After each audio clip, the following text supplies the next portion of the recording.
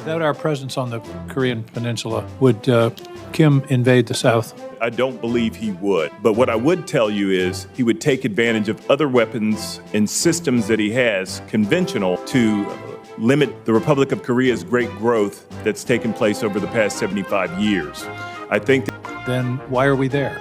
The Korean worldwide ship capacity, which is I think 23% of global total is built in Korea. Japan is 15% of global ship. The United States of America is 1% of shipbuilding. This confers immediately to more maintenance being executed at these partner yards where it makes sense. And then the next step. 최근 미국 상원 군사위원회 청문회에서 조금 생소한 장면이 나왔습니다. 미국군 관계자가 직접 나와서 지금 배를 만들 능력이 부족하고 일할 사람도 모자라다는 고민을 털어놓은 겁니다. C-17 lift. Like for instance, just having moved a Patriot battalion into the CENTCOM AOR, it took 73 C-17 loads to move that Patriot battalion. 73. What's that? 73. 3. Of one battalion of a force element. So our lift requirements must be paid attention to. And I share your passion for sustainment. That's what won World War II. Mm-hmm. Absolutely. So those logisticians, the maintenance dudes and dudettes that are out there working every day to make sure that our warriors are able to fight the good fight. So with that, you talked about contractors, and we use them extensively. But how can Congress help accelerate the improvements necessary in Indo-PACOM when that hour comes? Well, I think we've got to get at the problems of why we don't have enough combat logistics force, and that's shipbuilding, why we don't have enough labor, and those are looking hard at pay and incentives in order to recruit and retain those people. Rates of production and diversifying the tanker fleet is key, and then continuing on to find alternatives of lift capability that we can order into harm's way. 이런 상황에서 대한민국이 가진 위치는 남다릅니다. 75년 동안 이룬 성장을 통해 세계 10위 경제국이 되었고 이제는 미국 경제와도 깊게 연결되어 있다는 점을 짚어냅니다. Chair, General Brunson, without our presence on the Microphone. without our presence on the Korean Peninsula, would Kim invade the South? Sir, I would tell you that I don't believe he would. But what I would tell you is he would take advantage of other weapons and systems that he has, conventional, to limit the Republic of Korea's great growth that's taken place over the past 75 years. I think that if we look at the hardening that's occurred on his border at the present time, the fences have been raised, mines have been seeded in the demilitarized zone. I think that what we see is Why is he doing that? Is there any threat that the South Koreans are going to invade North Korea? Sir, I think it's as much about the things that he's broadcast in open source, that he is a sovereign nation. He's not looking to work at reunification. He's blown up all the means of industry in the DMZ. I thought you said in your opening testimony he's not talking about reunification. He's talking about one whole country. Doesn't that imply an invasion of the South? No, sir. He considers himself sovereign north of the MDL, sir, So which he claims is his southern boundary now. So he's accepted the boundary, in which case if you testified he wouldn't invade, then why are we there? I think it's, Senator, I don't think it's a matter of whether he'll invade or not. I think that these intentions to cordon off North Korea could very well be temporary. And so to say, will he invade or won't he invade, we're talking about probabilities. With the loss of the force on the Korean Peninsula, there's a higher probability that he would invade. Well, that was my expectation when I asked that question. I would assume that if we weren't there, it would encourage him to take steps to try to cripple the South. I think it's essential. We have a treaty ally. It's the number 10 economy in the world. Our economies are very much intertwined. KJU's intentions could shift with the wind. And he's built a military that is designed to impose tremendous costs directly on South Korea. It's very important we maintain that deterrent I posture. agree, and to the extent that the South Korean economy is somehow affected or diminished, that would be against our interest because of the relation. 하지만 일각에서는 한반도에 주둔하는 미군 병력을 줄여도 되지 않느냐는 질문이 나옵니다. 이에 대해 미군은 현재 주둔 인력이 지역 평화를 지키는 데 어떤 역할을 하는지 구체적인 답을 내놓습니다.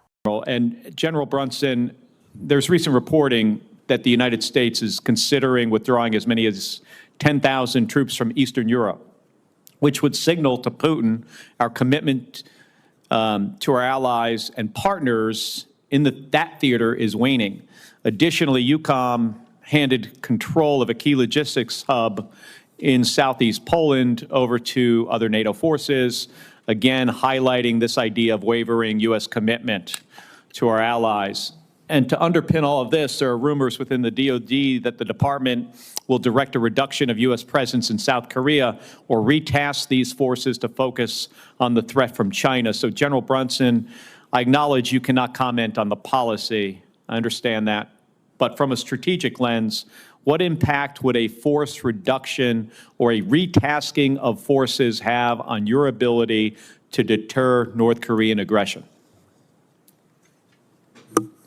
Senator Kelly, the 28,500 troops that we have in the Republic of Korea are responsible wholly for preserving peace on the peninsula, in the region, in Northeast Asia. They are a critical component to ballistic missile defense in the region. They are a critical portion of helping the Indo-PACOM Command see, sense, and understand in the North and to deter a great many adversaries. The MDT that we share with the Republic of Korea does not mention an adversary. That's always been the way it is. Should an adversary arise, the troops that are there are prepared well, along with our Korean allies, to meet any mission. And do you feel your force is the right size? For the missions as given, yes, Senator. And what do you assess the impact would be to our relationship with South Korea and partners in the region if we downsize the force on the peninsula? What I think we ought to do, Senator, is remember that there's diplomacy and defense on the peninsula currently. We share the unique focus of being able to look at our partners eye to eye. Recently received instructions to move assets. We were able to talk through those things. So we've got to make sure that we use strategic clarity to explain what is being asked of our forces. All right, thank you, General. Thank you, Mr. Chair. 사실 미국이 고민하는 가장 큰 문제는 지리적인 한계입니다. 주요 조선소들이 파나마 운하 동쪽에 쏠려 있어 정작 위협이 있는 태평양까지 전력을 보내려면 시간이 너무 많이 걸린다는 점을 인정합니다. That would be me for right now, so I will recognize myself. Admiral Paparo, it's great to see you. Always appreciate your testimonies, very clear-eyed, to the point. So I've long been very concerned about the Chinese presence at the Panama Canal and what they might be able to do with that if, heaven forbid, something were to happen. Could you just elaborate a little bit on how the closure of that, let's just assume that would happen, the closure of that or an interruption in its availability, how that would affect the flow of both combatants and support vessels to the region? Morning, Senator. I mean, inherently, the geography, the alternative being all the way south around the Horn, that's about a 2-week transit. Think about how critical it is to get forces on front when the PRC's intention is a short, sharp war that provides a fait accompli to the international community. And so inherently, anything that slows us down over time and distance is bad for us. Now consider that all of the shipbuilding in the United States of America is east of the Panama Canal, but the preponderance of the threat is in the Pacific.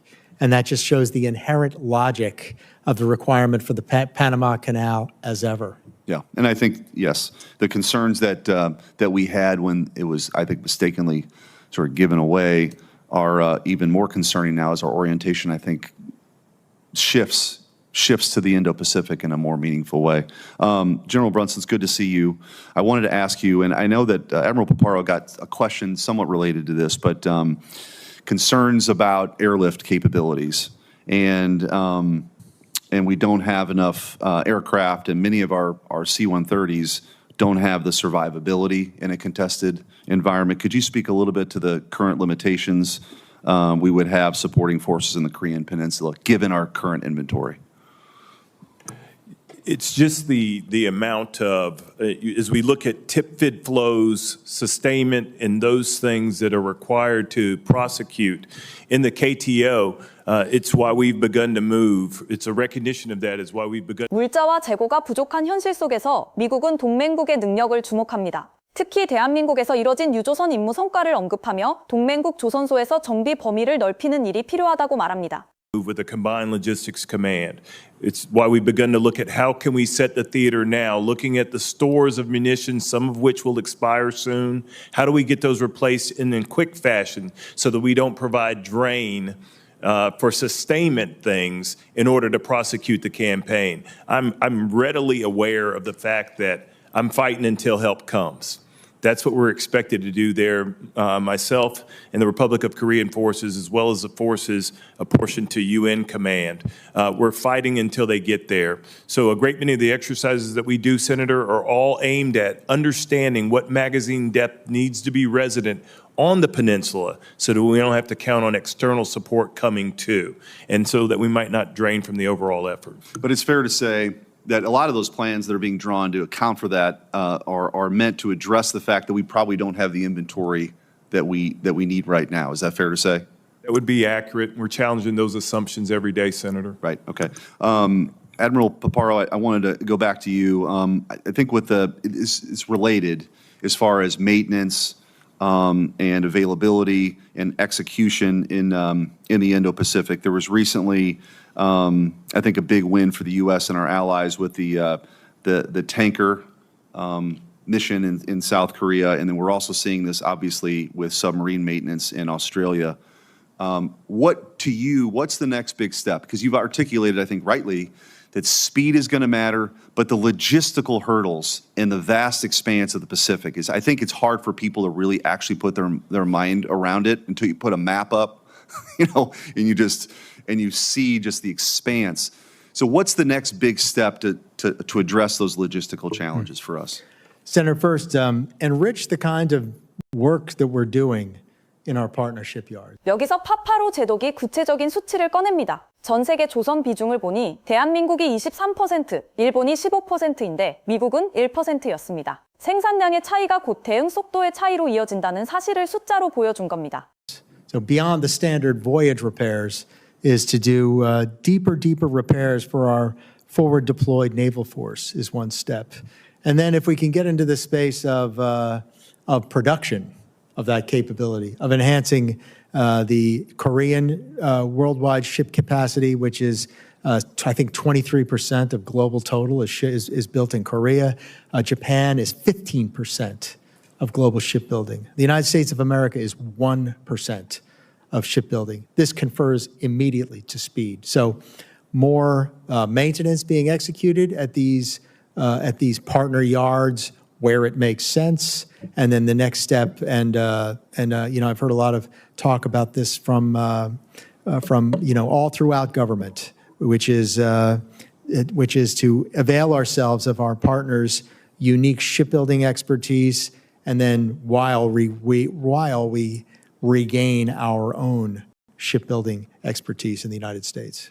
미국은 이제 동맹국이 가진 특별한 조선 기술을 활용하는 동시에 스스로 잃어버린 조선 기술 또한 다시 키워야 한다고 말합니다. 한국의 능력을 빌려 쓰면서 동시에 자신들의 역량을 되찾겠다는 계획입니다. Senator Peters. Thank you, gentlemen. Thank you for being here today, and certainly thank you for your service to our country. Admiral Paparo, as you know, Exercise Northern Strike in Michigan brings over 6,300 participants from all across the United States, as well as our international partners to Michigan's National All-Domain Warfighting Center. It's the largest training area east of the Mississippi. In past briefings before this committee, you discussed the importance of exercise Northern Strike to Indo-PACOM and particularly our ability to cooperate with our partners in the region. Could you elaborate on your prior comments and discuss the importance of Northern Strike to supporting Indo-PACOM's mission, please?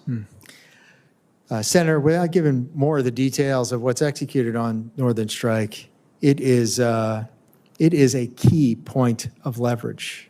And I have this even from my interlocutors who report that those personnel that return from Northern Strike are changed. So I treasure it, and I want more of it, and I want to expand it. And, I thank the state of Michigan for their diligence in it. Well, that's great to hear, Admiral, and happy to hear that. And yeah, you will know that I'm actually co-sponsoring a proposal for the NDAA with Senator Slotkin to make Northern Strike permanent and funding permanent. And I certainly look forward to working with members of this committee to do that. And your words of encouragement, I hope will help that process move along.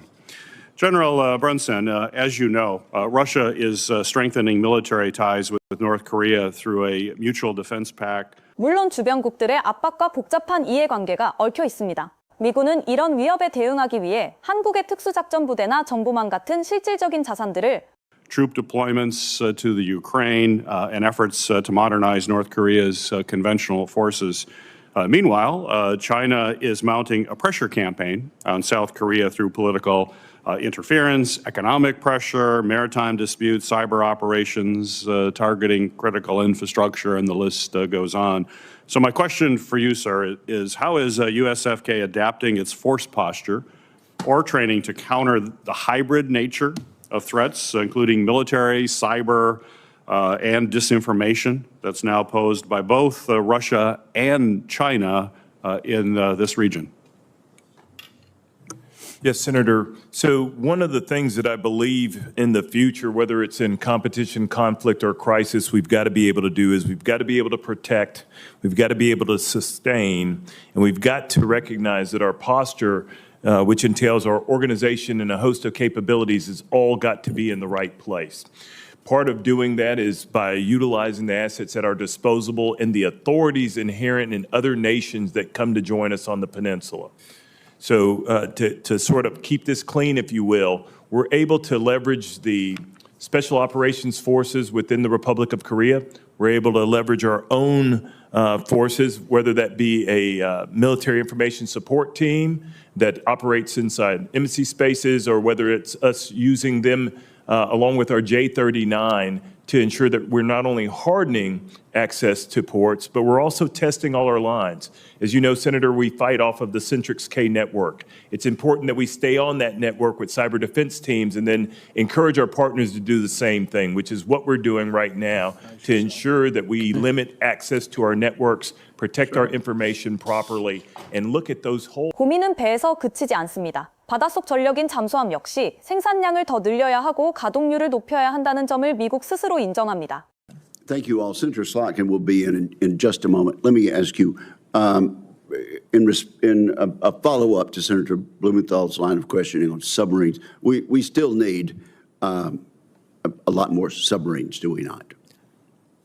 Strongly agree. We have to increase our production rates. We have to invest in the submarine industrial base. We have to increase the rates of the number of submarines, and we have got to increase the availability of our submarines. And you had a valuable exchange with Senator Banks about nuclear weapons.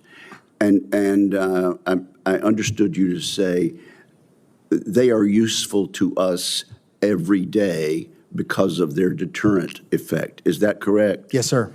And also, just because we don't often hear about this, the doctrine of the United States for years has been not to rule out a first strike. Is that correct? I affirm that. Okay. Thank you very much. Senator Slotkin. 결국 미국은 동맹의 도움 없이는 태평양의 거리 문제를 해결하기 어렵다고 말합니다. 특히 타이완 같은 유사 상황이 왔을 때 동맹국이 함께하지 않는다면 미국 혼자서는 감당하기 어렵다는 점을 분명히 합니다. I would just like to talk about strategy vis-a-vis China and Taiwan. I'm sure you've gotten a lot of questions on this. I'm trying, as the co-chair of the bipartisan Taiwan caucus, to understand what our approach is, given that we talk about the Chinese threat, right, to Taiwan. We talk about that we're in a period of vulnerability, right? We want to make sure to be particularly watchful about what's going on in Chinese military intentions. But at the same time, we're calling into question the commitments by allies and partners who we would need, I think, in any Taiwan contingency scenario, right? I think even the Trump administration's interim national defense strategy talks about the importance of allies and partners. And I've seen public reports from CSIS and others that say that actually if there was a war with China over Taiwan, if they tried to take over Taiwan, we could not manage that situation to satisfaction if allies and partners weren't with us in that fight. Just we're so far away, the tyranny of geography, what we always talk about. And I'm just concerned that our approach to allies and partners is threatening the very thing that I think we believe in a bipartisan basis on this committee, that we need to have a muscular deterrent approach. So can you tell me about the value of allies and partners to whatever you need to do in that region, understanding we're in an unclassified space, and the dependence we have on other nations hosting our forces, allowing operations from their land. Can you walk me through it, please? Senator, good morning. Allies and partners have an outsized effect. It is the strategic center of gravity of the United States of America. And by having access, basing, and overflight with our allied partners, we have the ability to achieve the principles of expanded maneuver. And that is to have multiple attack vectors across multiple domains where our adversary would potentially just would be focused onto one point. There'd be threats coming from multiple points. It confers legitimacy on the force. It confers greater access, basing, overflight, freedom of movement of the force. And then to the extent that allies and partners are participating in the operation, it enhances your fire's capability as well. So all across those fronts, allies and partners are critical. 동맹을 전략의 중심이라고 말하면서도 정작 정책은 동맹국을 거칠게 대하고 있다는 비판으로 청문회는 마무리됩니다. 중국을 막기 위해 동맹이 필요하다고 하면서도 정작 그들을 밀어내는 모순된 상황을 짚어낸 장면입니다. So I guess my confusion comes with my view, again, my view as a senator here, that this administration is implementing a strategy of cozying up to our adversaries and kicking our allies in the teeth. And I say that as someone who's a border state and lives right next to Canada. You know, we can go to a concert in Canada. I mean, the idea that we need partners to make deterring China affordable and approachable, but that we're going to attack our allies, put significant tariffs on again, off again on these allies. We're going to humiliate them in public, speak badly and speak ill of them, including countries we share intelligence with, is, to me, the most astrategic thing I have seen in a national security approach to China. So for all someone claims they care about deterring a military threat from China, if your approach is, and thank you for your incredibly articulate description of how our allies and partners are the center of gravity, your words, I believe it to my core. I cannot for the life of me say with a straight face that for all the huff and puff this administration puts on about China, that they actually give a crap about deterring them, because then you wouldn't be alienating all the allies and partners who live around China.